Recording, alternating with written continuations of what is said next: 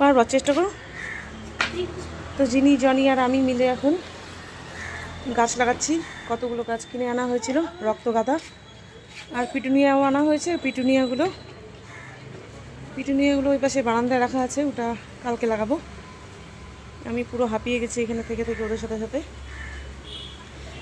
এই দেখো জনি এখন এটাকে করার চেষ্টা করছে, এতক্ষণ ওদেরকে আমি হেল্প করলাম। আর এই জবা গাছটাকে রিপোর্টিং করলাম। যা, কিচ্ছু হবে না, লাগাও ওখানে, ওখানে মাটিতে বসো, ভালো করে মাঝখানে বসো, তারপর চারদিক দিয়ে, হ্যাঁ মাটি দিয়ে দাও, এই মাটিটাও দিয়ে দাও।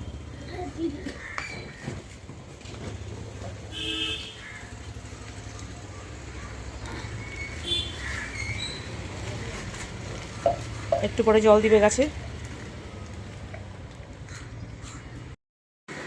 এ দেখো আমার শিম গাছ এই ক্যারেটের মধ্যে লাগিয়েছিলাম। তো এখান থেকে একটা গাছের ডাল ভেঙে শুকনো হয়ে গেছিলো, তো এই গাছের ডালটা এখানে আমি বসিয়ে দিয়েছি। আর গাছে জল দেওয়া হয়ে গেছে।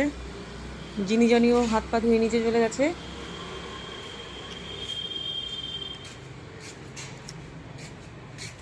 আর এই দেখো এটা হলো চুকাই ফল। তো জানি না এটার কি কি নাম, কে কেমন নামে জানো।